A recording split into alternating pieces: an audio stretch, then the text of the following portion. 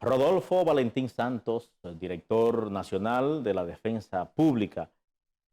Sobre las medidas de coerción, me gustaría que usted nos hablara. ¿Qué son las medidas de coerción y de cuántas disponemos en el Código Procesal Penal Dominicano?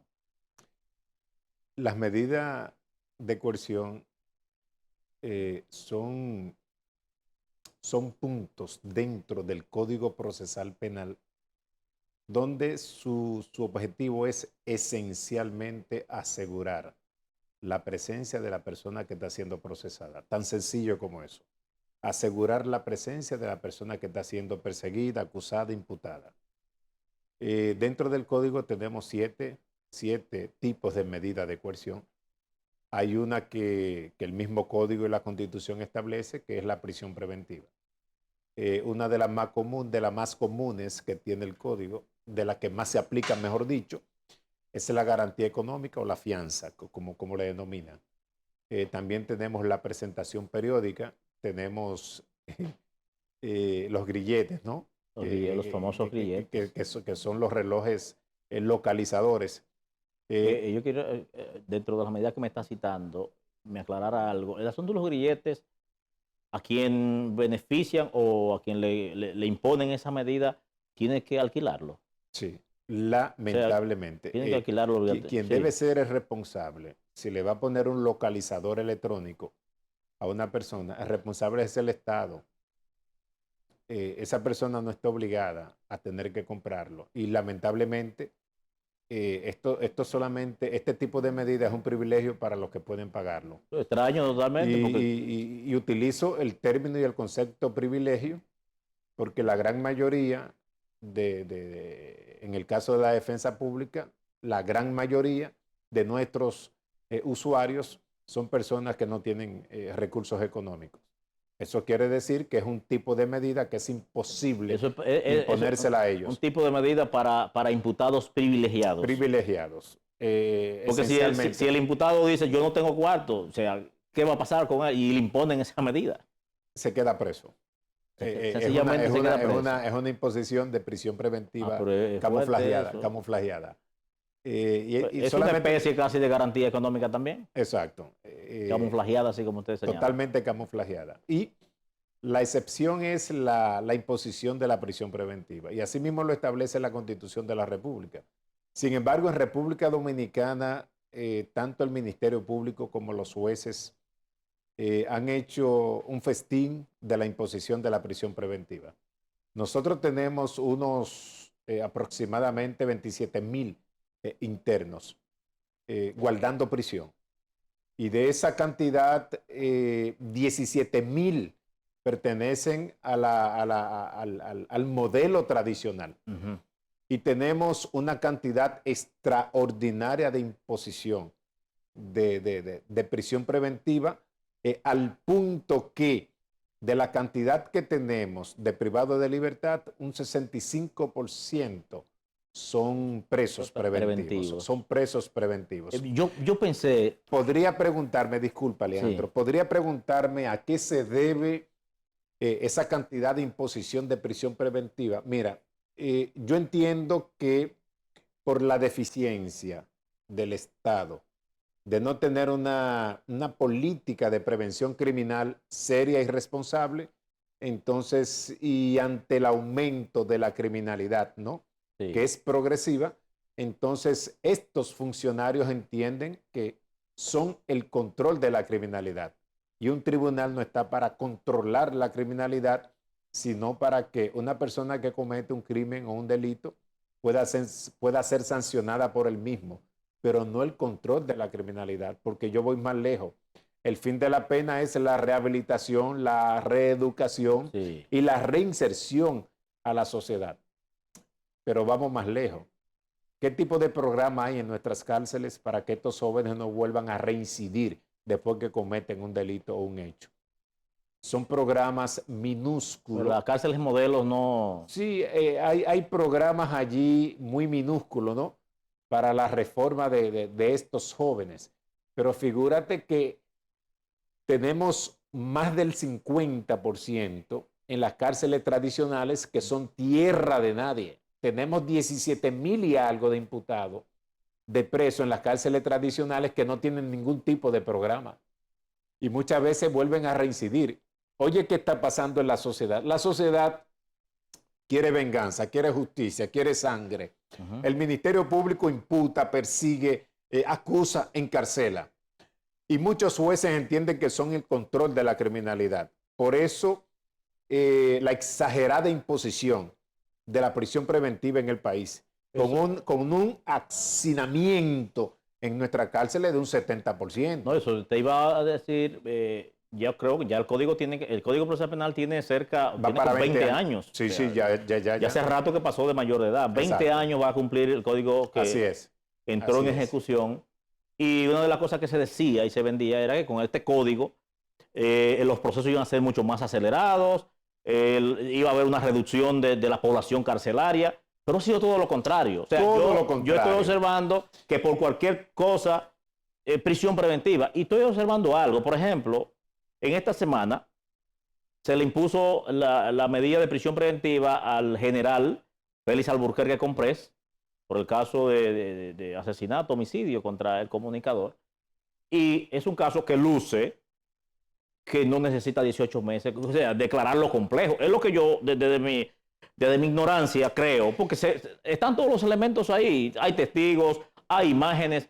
18 años de prisión preventiva, un caso que creo que está demasiado claro. O sea, ¿por qué 18 meses? ¿Por qué complejo? Leandro, ¿qué pregunta más interesante ha hecho? Y esto te lo digo porque lamentablemente nuestros operadores del sistema se dejan arrastrar por el morbo, por la presión mediática y por las redes que son los que están juzgando más que los tribunales nuestros en la República. Es una total exageración. ¿Sabe qué ha pasado con nuestros jueces y las oficinas de servicio de atención permanente, donde imponen medidas de coerción? Que los jueces se han dejado arrastrar por el morbo y la presión social. ¿Por qué te digo esto? Porque en cualquier caso, no importa el que sea, si no es un proceso complejo, la acusación debe de presentarse sí o sí en el término de los 3 meses. Y yo pregunto, ¿por qué un juez, en la gran mayoría de los casos, que no amerita complejidad como tú acabas de decir, y un ejemplo sencillo es este caso que acaba de pasar, que acaba de suceder?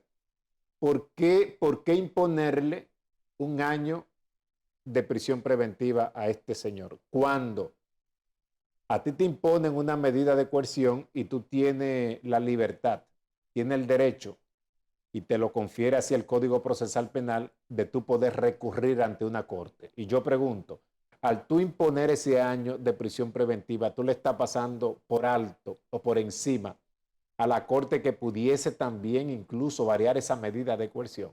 Sí. Es más, voy más lejos. El código está diseñado para que un proceso penal ordinario pueda durar 8 meses hasta la primera condena en primera instancia. Y yo voy más lejos, hasta la corte.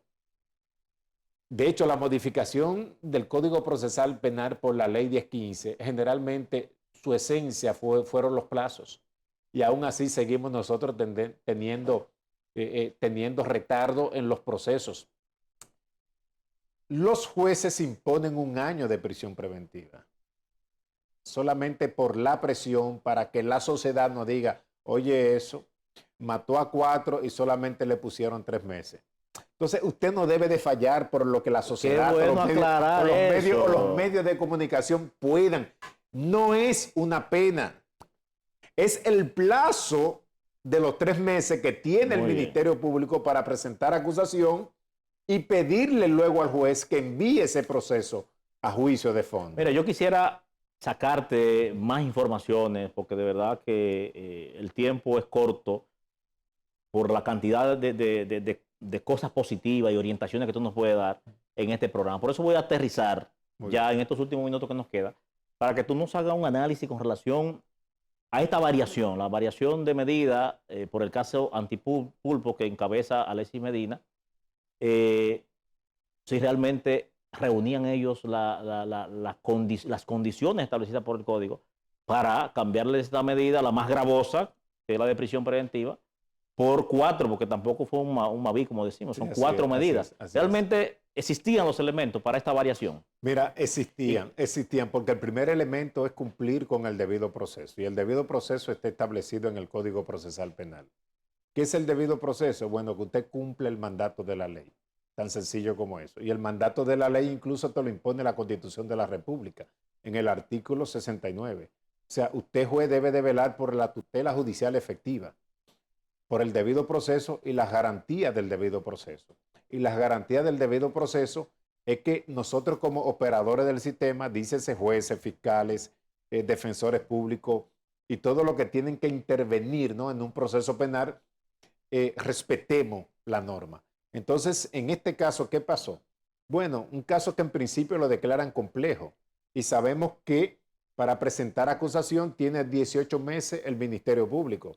Y en 18 meses el Ministerio Público, presente o no presente acusación, debe de conocerse la audiencia preliminar.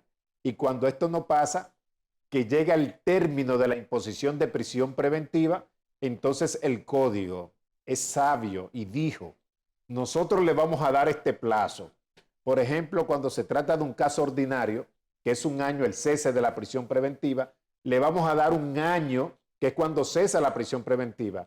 Usted, Ministerio Público, va a tener tiempo suficiente para usted presentar acusación y que esto pueda conocerse en juicio de fondo. O sea, así pensó el legislador.